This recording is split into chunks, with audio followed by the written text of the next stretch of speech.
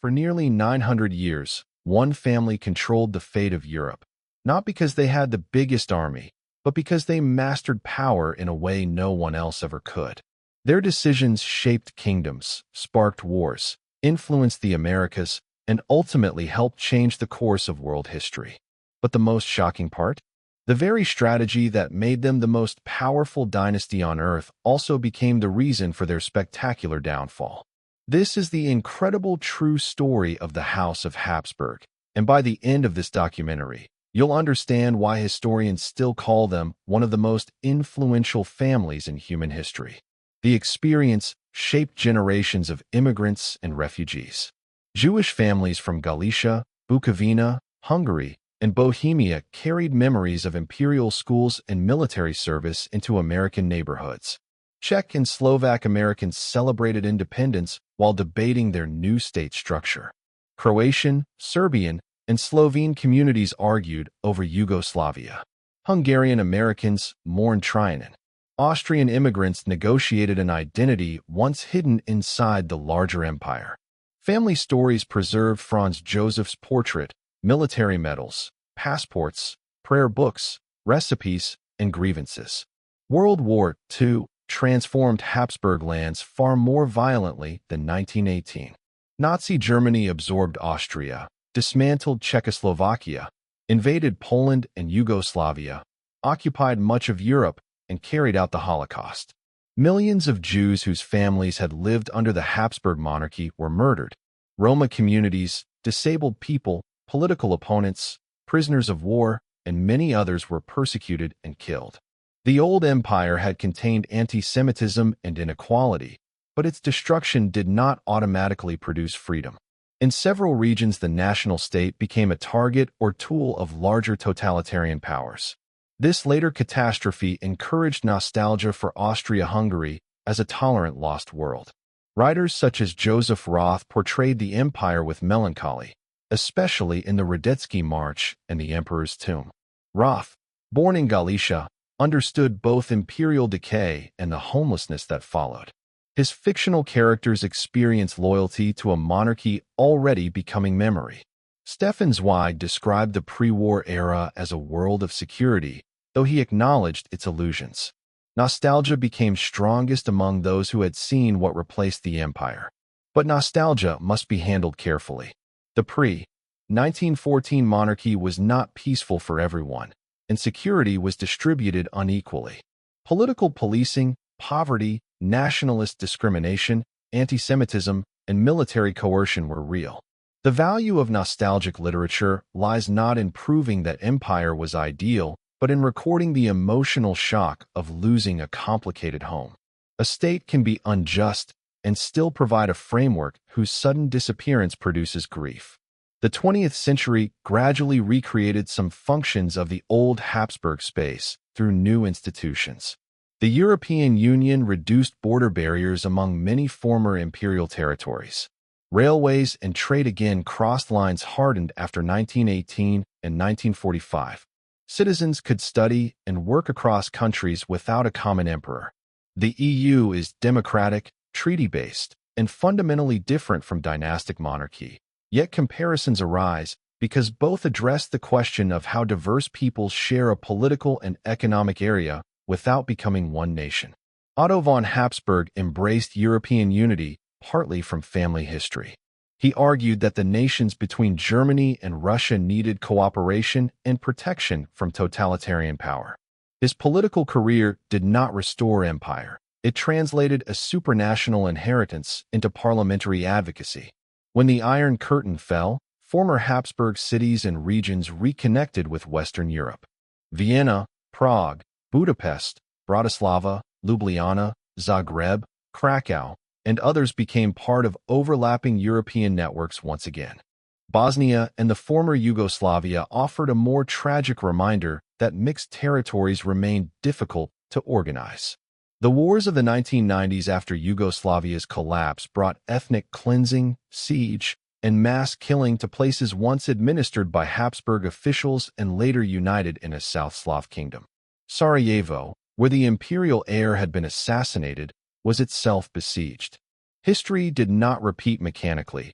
but unresolved questions of identity, territory, and power returned in new forms. Central Europe today is a landscape of Habsburg afterlives. Railway stations still orient towns toward former imperial centers. Legal terminology and cadastral records preserve administrative patterns. Baroque churches dominate village squares. Military fortresses stand beside modern borders. Cafes serve cakes named for emperors or dynastic legends.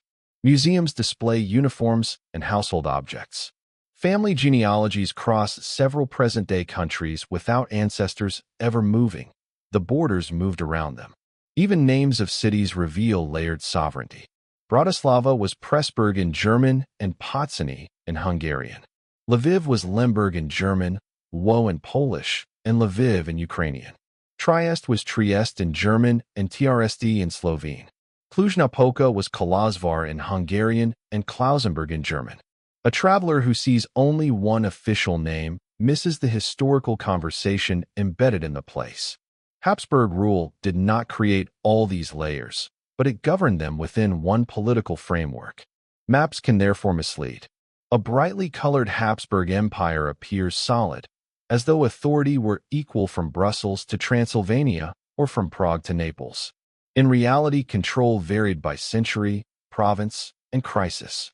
A village might rarely encounter the ruler except through taxes, military recruiters, courts, or church prayers. A city-estate could negotiate directly with Vienna. A frontier commander might exercise near-dictatorial power. Overseas, the distance between decree and enforcement was enormous. Empire was not one pressure evenly applied. It was a field of uneven relationships. Dates can mislead too. Historians say the Habsburgs ruled Austria from 1282 to 1918, but Austria changed meaning repeatedly. They ruled Spain from 1516 to 1700, but the Spanish monarchy included multiple crowns and overseas territories. They dominated the Holy Roman Imperial title, but the emperor's actual authority over German princes varied. They acquired Hungary in 1526, but much of it remained under Ottoman or rival control for generations. Simple timelines are necessary, yet the lived story is always Messier. Names create another confusion. Habsburg and Habsburg are variant spellings. The family became Habsburg-Lorraine after Maria Theresa's marriage, but common usage retained Habsburg. Rulers reused names: Ferdinand, Charles, Leopold, Joseph, Francis, across countries and titles. Charles V as emperor was Charles I of Spain. Ferdinand can mean a Holy Roman Emperor or, in another context, an Emperor of Austria. Francis II of the Holy Roman Empire became Francis I of Austria. The complexity is not a historian's conspiracy. It reflects a world in which the same person occupied different legal identities. The double-headed eagle became the dynasty's most recognizable emblem. Its two heads had older imperial origins and came to symbolize authority facing east and west or the union of realms, though meanings varied. Austro-Hungary used complex coats of arms combining shields of many lands. Heraldry functioned like visual constitutional law. Every quarter and crown represented a claim. To modernize, the designs can look overcrowded. To subjects trained in symbols, they described the architecture of rule. Mottos condensed ambition. Ayau promised Austria's universal destiny. Bella gerent alii, tu felix Austria nube. Let others wage war. Happy Austria. Mary celebrated dynastic strategy. Viribus unitas, Franz Joseph's motto, called for united strength. Each motto concealed a contradiction. Austria married and waged war. Universal ambition coexisted with repeated humiliation. United strength depended on peoples who disagreed about the union. The dynasty's humor also deserves memory. Subjects joked about bureaucracy, accents, officers, and imperial caution.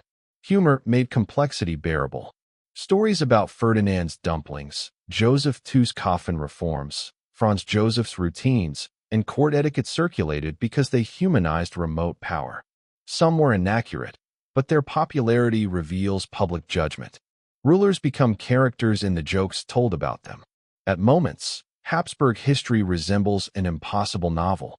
A Swiss count defeats a Bohemian king and gives Austria to his sons. A duke forges documents and eventually makes the fake title real. A cautious emperor loses his capital, yet sees his family's world empire beginning through his son's marriage. A prince from Ghent inherits Spain and the Americas, confronts Luther, fights France, campaigns in Africa, and retires to a monastery. His son launches an armada against the country whose queen he once considered marrying. A Prague emperor collects magical objects while astronomers calculate planetary motion. Men thrown from a castle window survive and help begin a 30-year war. A young mother saves her inheritance, gives birth to 16 children, and sends one daughter toward the French Revolution. Her son tries to regulate funerals in the name of reason. The last Holy Roman Emperor marries his daughter to Napoleon. An Austrian archduke becomes Emperor of Mexico and dies before a firing squad. An empress obsessed with freedom is killed by an anarchist with a file. A crown prince dies in a hunting lodge beside his teenage mistress. An heir excluded from marrying equally is shot beside the wife he chose. An old emperor dies during a world war, and his young successor loses a 6th-century realm in less than 2 years. The astonishing quality of the story comes not from fantasy, but from the concentration of human consequence inside one family. Modern democracies disperse authority through elections, legislatures, courts, and bureaucracies. Habsburg monarchy placed extraordinary weight on births, marriages, illnesses, personalities, and deaths. A child's survival could determine borders. A queen's infertility could mobilize armies. A brother's resentment could cause assassination. A driver's wrong turn could change world history. Yet focusing only on the royal family would repeat the monarchy's own propaganda. The House of Habsburg was made possible by millions of people whose names are absent from dynastic genealogies. Miners, farmers, sailors, enslaved laborers, clerks, translators, midwives, soldiers, artisans, tax collectors, musicians, nuns, merchants, teachers, and rebels. Armies did not move because emperors drew arrows on maps. They moved because peasants pulled wagons, women supplied food, craftsmen made weapons, and communities surrendered sons. Palaces rose because laborers cut stone and forests supplied timber. Operas glittered because servants worked backstage. Archives grew because clerks copied lines until their eyes failed. Resistance also shaped every achievement. Swiss communities limited Habsburg power in its birthplace. Dutch rebels broke the Spanish monarchy's northern hold. Protestants forced religious compromise. Hungarian estates defended constitutional traditions. Czech rebels failed at White Mountain, but left a memory that revived. Italian nationalists expelled Austria. Workers demanded representation. Peasants resisted labor obligations. Indigenous peoples fought Spanish conquest. Enslaved people escaped, rebelled, and created communities. National councils ended imperial command in 1918. The dynasty's power was never simply possessed. It was continuously negotiated against people who refused it. If the Habsburgs had a genius, it was survival through adaptation disguised as continuity. They lost Switzerland and became Austrian. They failed to dominate Germany and turned toward the Danube. The Spanish line died, and Habsburg-Lorraine continued. The Holy Roman Empire ended, and an Austrian Empire appeared. Absolutism failed, and constitutional monarchy emerged. Hungary rebelled, and dualism followed. Even exile produced European parliamentarians. The family repeatedly changed the structure while preserving the name. That strategy finally failed because the First World War changed faster than adaptation could occur. Federal reform in 1918 was not inherently impossible, but it arrived after blood, hunger, and international recognition had created stronger alternatives.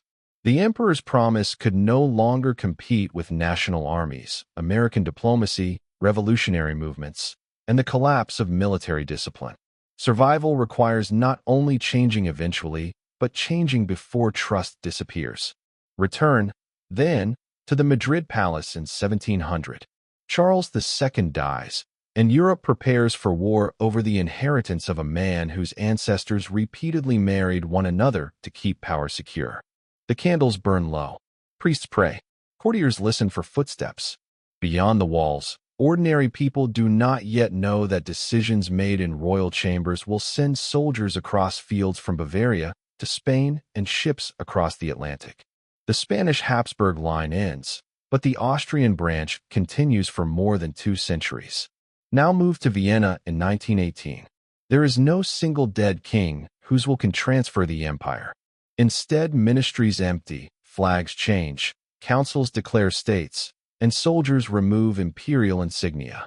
Karl leaves without formally admitting that sacred kingship is over. Crowds face food shortages and uncertain borders. The dynasty has heirs, but inheritance no longer determines sovereignty. The political idea that sustained Habsburg power has died before the family has. Finally, return to the castle in Aargau. It still stands above the landscape, far smaller than the empire once ruled by the people who took its name. The family began there not with a prophecy guaranteed by fate, but with local ambition, marriage, land, and opportunity. Everything that followed, Austria, Spain, Bohemia, Hungary, the Netherlands, Mexico, global silver, religious war, Baroque Vienna, waltzes, nationalism, Sarajevo, was built through choices and accidents layered across 9 centuries. The castle's survival offers the most honest final image. Empires imagine themselves as permanent, yet stone outlives authority in unexpected ways. The small fortress survived the world empire. The crown became a museum object. The palace became public property. The imperial anthem became history. Borders changed, languages endured, and descendants became citizens. The House of Habsburg was never the secret ruler of all Europe, never a single all-powerful machine, and never merely a collection of inbred eccentrics. It was a family that learned to convert marriage into territory, religion into legitimacy, art into memory, paperwork into government, and diversity into a workable, though unequal, political order. It created spaces where cultures met and systems that exploited people on a global scale. It defended old rights and destroyed them. It patronized genius and censored thought. It survived by compromise and repeatedly chose force. Its rulers could be diligent, cruel, visionary, frightened, devout, vain, lonely, and astonishingly ordinary beneath extraordinary titles. For an American audience, perhaps the strongest lesson is that history is not divided neatly between Old World monarchy and New World freedom. The Habsburgs helped shape the Americas, global capitalism, migration, diplomacy, war, art collections, and political ideas that entered the United States. Their former subjects became Americans. American power helped end a Habsburg experiment in Mexico and influenced the dynasty's final collapse in Europe. The stories are connected across oceans. Another lesson is that diversity does not automatically destroy a state, and uniformity does not automatically save one. The Habsburg monarchy lasted for centuries precisely because it allowed multiple laws and identities to coexist. It failed when its compromises became too unequal, its reforms too delayed, and its leaders too dependent on war. A diverse society survives when institutions persuade people that shared government protects them fairly. Symbols can help, but flags, portraits, and anthems cannot substitute for justice. A final lesson lies in the bodies of the dynasty. The effort to keep inheritance pure produced vulnerability. The desire to control the future through marriage narrowed biological possibilities. The effort to preserve every privilege made political reform harder. Systems often become fragile by overprotecting what once made them successful. The Habsburgs' greatest strength, dynastic continuity, became a source of genetic, constitutional, and strategic weakness when treated as an end in itself. Still, no moral can contain the full sweep. Stand in the crypt, and the story feels like mortality. Stand in the library, and it feels like knowledge. Stand at Potosi, and it feels like extraction. Stand in Prague's Old Town Square, and it feels like conquest and memory. Stand in Sarajevo, and it feels like contingency. Stand in an American neighborhood built by immigrants from Galicia or Croatia, and it feels like migration. Listen to a Viennese symphony, and it feels like beauty created inside contradiction. That is why the Habsburgs remain compelling long after the disappearance of their empire. They offer a lens through which to see nearly every force that made the modern world. Feudal inheritance, religious conflict, state formation, colonial conquest, global trade, scientific change, nationalism, bureaucracy, mass politics, industrial war, migration, and the search for unity across difference. Their history is not a side story of Europe. It is one of the central stories of how Europe and the wider world became modern. The candles in Madrid went out. The muskets at White Mountain fell silent. The Ottoman tints vanished from outside Vienna. The ballroom music of the Congress faded. The gunshots at Sarajevo echoed into artillery barrages. The old emperor's pen stopped. The imperial eagle came down. Yet the story continued in borders, museums, languages, family albums, legal codes, and memories that refuse to agree with one another. And perhaps that disagreement is the most Habsburg inheritance of all, one history held under many names, many people sharing the same past without sharing the same verdict, a vanished house still standing at the crossroads of Europe and the Americas, reminding every modern power that size is not unity, age is not immortality, and a dynasty can spend 900 years trying to master history only to become, in the end, one of history's most unforgettable stories.